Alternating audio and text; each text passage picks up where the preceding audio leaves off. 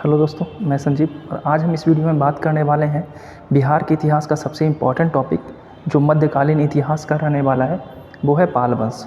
अगर आप बिहार के इतिहास या कभी इतिहास पढ़े होंगे तो पाल वंश के बारे में ज़रूर पढ़े होंगे। इतिहास में इसे ओवरलुक कर दिया गया है, लेकिन अगर आप बिहार स्पेशल पढ़ना चाहते हो तो यहाँ से इम्पॉर्टेंट क्वेश्चन बनता है, खास करके गोपाल से और एक धर्मपाल से। यहाँ बार बार एक से एक क्वेश्चन पूछा जाता है, तो हम यहाँ ये देखने वाले हैं कि कैसा क्वेश्चन पूछा गया है बीपीएससी में या कैसा क्वेश्चन पूछा जाएगा। तो चलते हैं डिटेल में, मैप के थ्रू हम लोग देखेंगे कि पाल वंश कब था, कैसे आया पाल वंश, उससे पहले क्या था। और यहाँ पे पाल वंश के पहले एक शासक था पुष्यभूति वंश यानी हर्षवर्धन। तो यहाँ पे हम थोड़ी सी बातें हर्षवर्धन का कर लेंगे। अगर ये वीडियो आप पूरा देख लिए तो पाल वंश से एक भी क्वेश्चन आपका छूटने वाला नहीं है। ठीक है, तो चलते हैं, शुरू करते हैं। ये जो क्षेत्र आप देख रहे हो ये भारत का मैप है। त्रिपक्षीय संघर्ष के बारे में पढ़े होंगे। त्रिपक्षीय संघर्ष किसे किसके बीच में होता है? तो एक होता है पाल के बीच में, एक होता है प्रतिहार, गुज्जर प्रतिहार जिसे कहते हैं, और एक होता है राष्ट्रकूट के बीच में। त्रिपक्षीय संघर्ष होने का कारण क्या था? तो होने का कारण था ये क्षेत्र, ये है कन्नौज का क्षेत्र। मैप में आपको अच्छे से दिख रहा होगा, मैं इसको जूम कर दे रहा हूँ। ये क्षेत्र हमारा है कन्नौज का, और यही मुख्य कारण था त्रिपक्षीय संघर्ष का। कन्नौज का क्षेत्र जो था वो दोआब क्षेत्र था। दोआब किसे कहते हैं? तो इधर से गंगा नदी और इधर से यमुना नदी दिख रहा होगा आपको, और ये दोनों नदियों के बीच का क्षेत्र है कन्नौज, जिसे पाल भी हासिल करना चाहते हैं, प्रतिहार भी और राष्ट्रकूट भी। लेकिन पाल वंश का शासक धर्मपाल बाद में कन्नौज पे अधिकार करने में सफल हो जाते हैं और कन्नौज को पाल वंश में मिला लेते हैं। कन्नौज इसलिए इम्पोर्टेंट था कि एक तो दोआब क्षेत्र था, तो कृषि काफ़ी अधिक मात्रा में होती थी। दूसरा, गंगा और यमुना नदी के कारण यहाँ ट्रांसपोर्ट काफ़ी आसान हो गया था। तो हम चलने वाले हैं पाल वंश के बारे में, यानी बिहार। ये बिहार का क्षेत्र है और यहीं पे विकसित हुआ था हमारा पाल साम्राज्य। तो चलते हैं, पहला शासक देखते हैं हम गोपाल के बारे में। गोपाल के बारे में अगर हम बात करें तो पहले हम ये सब आपको हटा दे रहे हैं। गोपाल के बारे में अगर बात किया जाए कि गोपाल था कौन, तो गोपाल का कोई इतिहास नहीं मिलता है। पहली बात ये, इतिहास में गोपाल कोई शासक नहीं है। गोपाल के पिताजी एक विद्वान आदमी थे। होता क्या है कि जब हमारा पुष्यभूति वंश का जो हर्षवर्धन है, हर्षवर्धन का जन्म होगा 590 में। अच्छे से याद रखिएगा, हर्षवर्धन का जन्म होगा 590 में और हर्षवर्धन गद्दी पर बैठेंगे 606 में, यानी मात्र 16 वर्ष की अवस्था में, और 647 तक ये गद्दी पर रहेंगे, 647 एडी। और जब हर्षवर्धन, कहा जाता है कि पुष्यभूति वंश अंतिम हिंदू शक्तिशाली वंश था, अंतिम हिंदू राजा थे और शक्तिशाली थे जो भारत पे राज्य किए। इसके बाद आ गया दिल्ली डायनेस्टी। लेकिन दिल्ली डायनेस्टी तो आया है यहाँ ना 1158 में, बख्तियार खिलजी, कुतुबुद्दीन ऐबक, यहाँ पे ना मोहम्मद गोरी। लेकिन अभी का जो समय है 600 से लेके ये 500 साल का समय, तो इसके बीच में होता क्या है कि जब ये वंश ख़त्म होता है, पुष्यभूति वंश, आप पता होगा पुष्यभूति वंश के बारे में कि एक भरा खुशी परिवार था जिसका नाम था हर्षवर्धन, राजवर्धन और हमारा ग्रहवर्मन। ग्रहवर्मन कौन था? हर्षवर्धन के जीजा जी थे, और हर्षवर्धन की बहन का नाम था राजश्री। ठीक है, तो राजश्री का विवाह कर दिया गया था। कन्नौज का जो शासक था ना, ये कन्नौज का क्षेत्र, इसके एक शासक थे जिसका नाम था ग्रहवर्मन, इससे शादी कर दिया गया था। लेकिन हुआ क्या, यहाँ पे एक वंश चल रहा था, शशांक के बारे में सुने होंगे। बंगाल के क्षेत्र में एक शासक था शशांक, हाँ वही शशांक जिसने बोधगया में बोधि वृक्ष को कटवा दिया था। ये शशांक क्या करता है, ग्रहवर्मन की हत्या कर देता है और राजश्री को अपहरण कर लेता है, और साथ ही साथ हर्षवर्धन के पिताजी और हर्षवर्धन के भाई की भी हत्या कर देता है। बाल्य अवस्था में हर्षवर्धन 1606 में गद्दी पर बैठते हैं और यहाँ तक रहते हैं। हर्षवर्धन के दक्षिण अभियान को नर्मदा नदी के किनारे कौन रोकता है? तो रोकने वाले हैं पुलकेशिन द्वितीय। ये सारी बात छोटी छोटी आपको आई होप कि पता होगा, अगर नहीं पता है तो अच्छे से नोट करते जाइएगा। लेकिन हम यहाँ पुष्यभूति वंश के बारे में जिक्र नहीं करेंगे, हम यहाँ बात करेंगे पाल वंश के बारे में, यानी गोपाल के बारे में। गोपाल क्यों इम्पोर्टेंट है? गोपाल इसलिए इम्पोर्टेंट है कि गोपाल बिहार के क्षेत्र में थे। हम बिहार के मैप पे थोड़ी सी बातें कर लेते हैं। मैं जब भी पढ़ाता हूँ आप लोग को तो मैप सामने ज़रूर लाता हूँ ताकि आपका समझ क्लियर हो सके। ये क्षेत्र हमारा मगध का क्षेत्र था, ये हमारा वैशाली का क्षेत्र था, ये हमारा अंग का क्षेत्र था। तो महाजनपद जब आप देखिएगा तो महाजनपद में 3 क्षेत्र थे, मगध, ये वैशाली और ये अंग।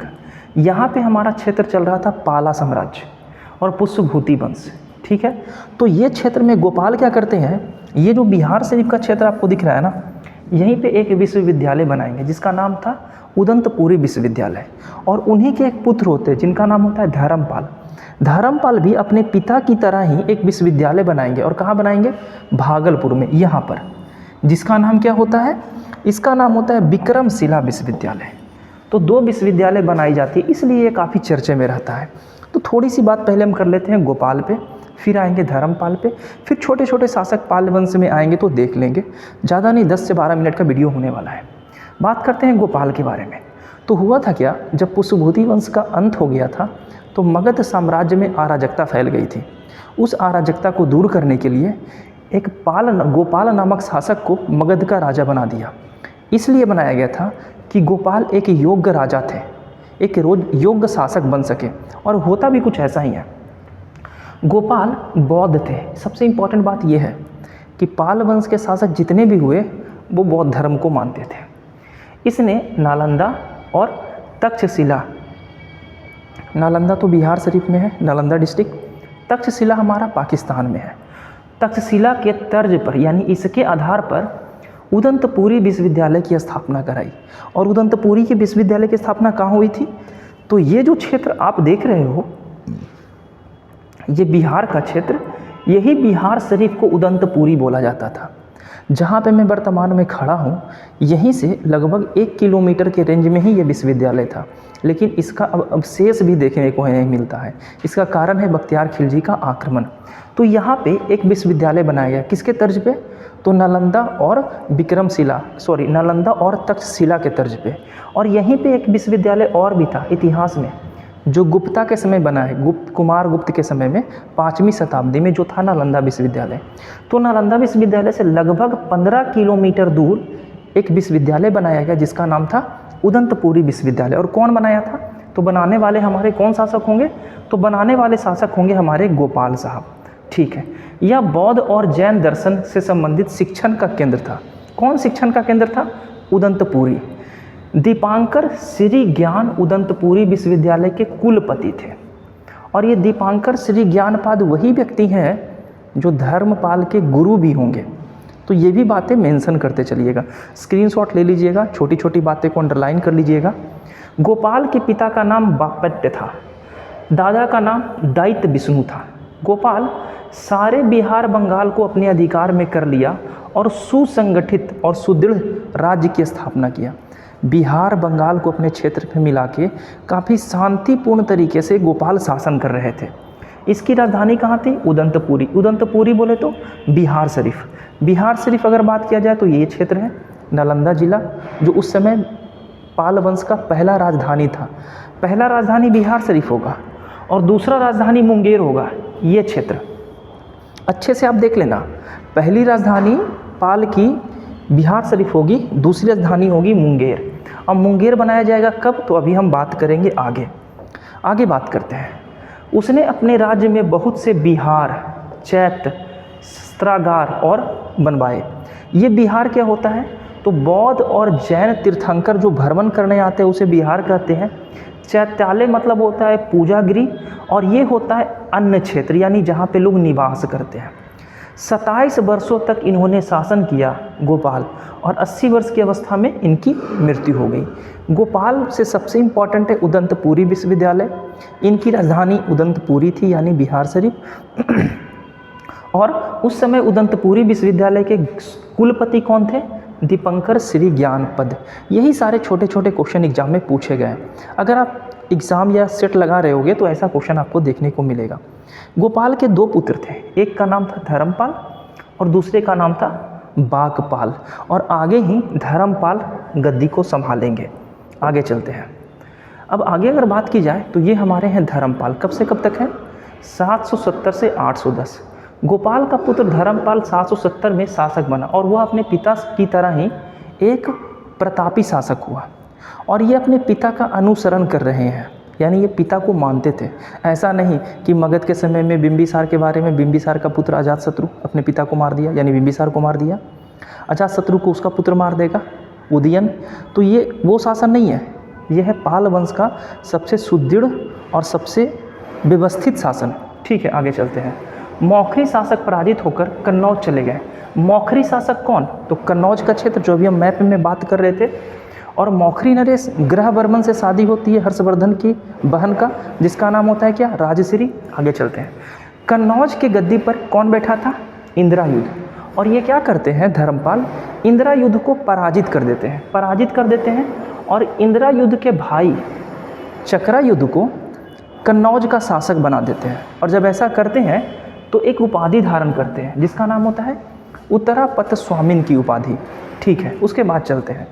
धर्मपाल भी क्या थे? अपने पिताजी की तरह बौद्ध धर्म को ही मानते थे। अनेक मठ, बौद्ध विहार ये बनवाए। इनकी शिक्षा दीक्षा कहाँ हुई थी? तो इनकी शिक्षा दीक्षा उदंतपुरी विश्वविद्यालय में हुई थी। और उदंतपुरी विश्वविद्यालय के कुलपति उस समय कौन थे? तो कुलपति कौन थे? दीपंकर श्री ज्ञानपद। ये बार बार पूछा जाएगा कि उदंतपुरी विश्वविद्यालय के कुलपति कौन थे, धर्मपाल के गुरु कौन थे। आगे चलते हैं। इन्होंने अपने पिता के अनुसरण करते हुए चंपा यानी कि भागलपुर का क्षेत्र, ये दिख रहा है भागलपुर का क्षेत्र आप लोग को दिख रहा होगा, यही हमारा चंपा का क्षेत्र है जो आगे जाके जो पीछे में आप लोग पढ़े होंगे कि ये अंग महाजनपद है। और अंग की राजधानी कहाँ थी? चंपा थी। बिहार में 3 महाजनपद से थे, मैं बार बार रिपीट कर रहा हूँ। तो बाद में यहीं पर इन्होंने क्या किया? अपने पिताजी के ही जैसे एक विश्वविद्यालय की स्थापना कराई जिसका नाम क्या था? विक्रमशिला विश्वविद्यालय। ये बहुत इंपॉर्टेंट है, ये बार बार पूछा गया है। तो इतिहास में 3 बड़े विश्वविद्यालय, नालंदा, उदंतपुरी और विक्रमशिला, ये तीनों के तीनों बिहार के क्षेत्र में थे। 2 तो नालंदा में ही था, नालंदा डिस्ट्रिक्ट में, उदंतपुरी और नालंदा, और तीसरे भागलपुर में था। ठीक है, आगे चलते हैं। यहाँ छात्र किस भाषा की पढ़ाई करते थे? ब्रज भाषा की। और इसके अब एक बात आता है कि क्या इन्होंने 200 गांव दान में दिया था, किसके लिए? उदंतपुरी विश्वविद्यालय के लिए। और आचार्य ज्ञानपद विश्वविद्यालय के कुलपति थे। समझना, एक दीपंकर श्री ज्ञान है और एक है आचार्य ज्ञानपाद। दीपंकर श्री ज्ञान जो हैं वो उदंतपुरी विश्वविद्यालय के कुलपति थे, लेकिन आचार्य ज्ञानपाद जो हैं वो विक्रमशिला विश्वविद्यालय के कुलपति रह चुके हैं। आचार्य ज्ञानपाद मगध के राजपुरोहित भी थे। राजपुरोहित मतलब पुजारी थे। इन्होंने मंत्र ब्रजाचार्य की अध्ययन परंपरा से को विकसित किया। मंत्रयान पर आधारित इन्होंने गुहा समाज तंत्र नामक एक ग्रंथ लिखा। अगर आपका किस्मत खराब रहा तो ऐसा क्वेश्चन पूछ देगा कि ये बता दीजिए आचार्य ज्ञानपाद ने किस पुस्तक की रचना की थी। आगे चलते हैं। धर्मपाल ने आचार्य ज्ञानपाद से तंत्र मन का ज्ञान प्राप्त किया। नालंदा अभिलेख के अनुसार धर्मपाल परमेश्वरम, परम भट्टाकर और महाराजा धीराज की उपाधि धारण किए थे। तो धर्मपाल 2 उपाधि धारण, 3 उपाधि किए धारण, एक उत्तरापत स्वामी की, एक परमेश्वर परम भट्टाकर की और तीसरा महाराजा धीराज की। और 40 वर्ष तक शासन करने के बाद धर्मपाल अपने गद्दी को छोड़ दिए। और धर्मपाल के अपने पिता के जैसा ही धर्मपाल के भी 2 पुत्र होते हैं। आगे चलते हैं, देवपाल के बारे में बात करते हैं, यानी ये धर्मपाल के पुत्र हैं। तो हम पहले ही देख लिए थे गोपाल, धर्मपाल और देवपाल। देवपाल भी अपने पिता यानी धर्मपाल का अनुसरण करते हैं। देवपाल बस अपनी राजधानी बदलेंगे। धर्मपाल के 2 पुत्र थे, भुवनपाल और देवपाल। धर्मपाल के बाद गद्दी पर कौन बैठा? देवपाल। उसने अपनी राजधानी कहाँ बनाई? मुंगेर को।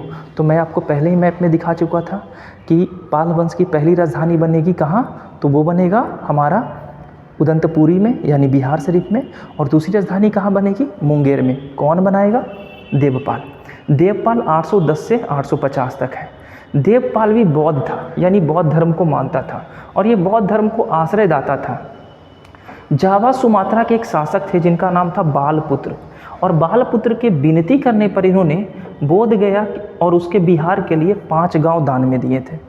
यानी देवपाल ये जावा सुमात्रा का एक शासक के कहने पर नालंदा विश्वविद्यालय बोध गया के रख रखाव के लिए 5 गांव दान में दिए थे, जबकि धर्मपाल नालंदा विश्वविद्यालय के रख रखाव के लिए 200 गांव दान में दिए थे। क्योंकि नालंदा विश्वविद्यालय की स्थापना कब हुई थी? 5वीं शताब्दी में। उदंतपुरी विश्वविद्यालय की स्थापना कब हुई है? 8वीं शताब्दी में। और जबकि बात करें विक्रमशिला विश्वविद्यालय की तो ये भी 8वीं 9वीं शताब्दी में है ना, इसी समय में ये सब बने हैं। आगे चलते हैं। आगे बात करें तो बरहा और दौलतपुर अभिलेख के अनुसार ये अभिलेख किनके हैं, तो पाल वंश के हैं। प्रतिहार शासक रामभद्र को पराजित कर यहाँ चचेरे भाई जयपाल उसका सेनापति बना।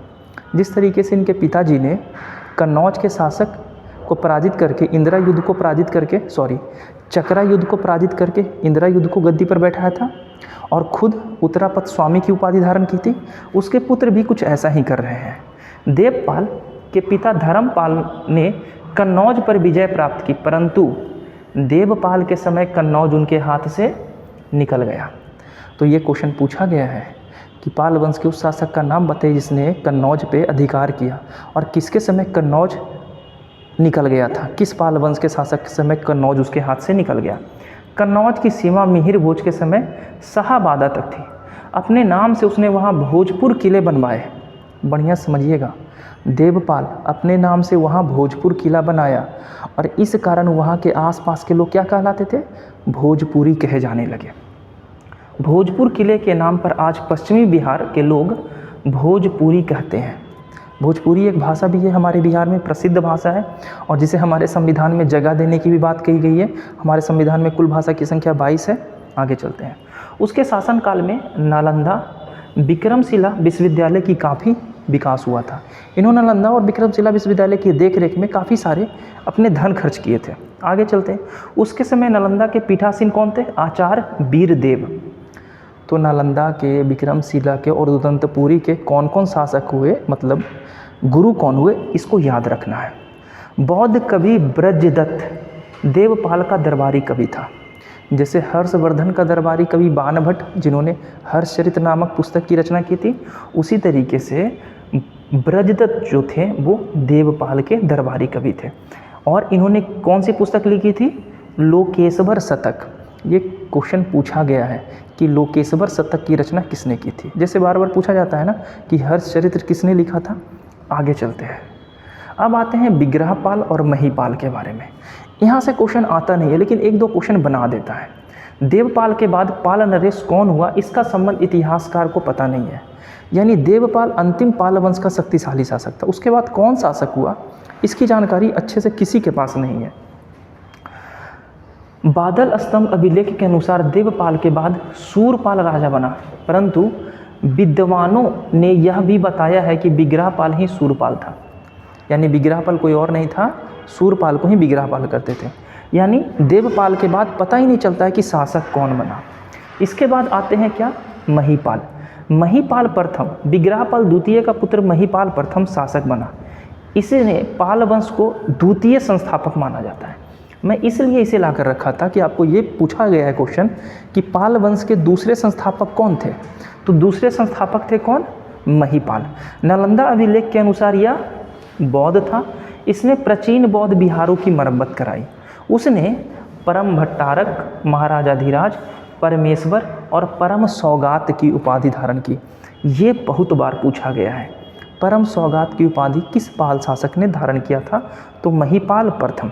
आगे अब एक सबसे इम्पॉर्टेंट बात ये कि महिपाल प्रथम के समय में ही चोल का आक्रमण होगा पाल वंश के ऊपर।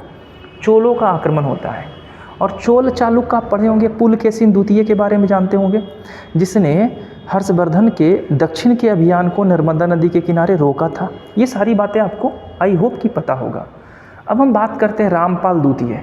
रामपाल द्वितीय अंतिम शासक है और इसके बाद आएंगे एक शासक, तुर्क शासक बख्तियार खिलजी, जो सबको तोड़ फोड़ के समाप्त कर देंगे।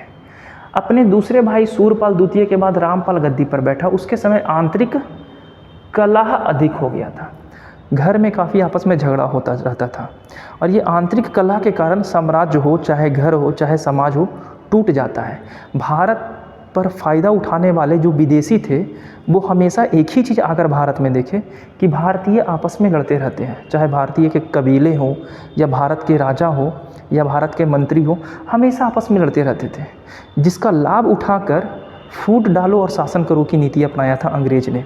और वर्तमान में आज भी घर में ऐसा ही होता है, समाज में ऐसा ही होता है और इसका फ़ायदा दूसरे लोग उठा ले जाते हैं।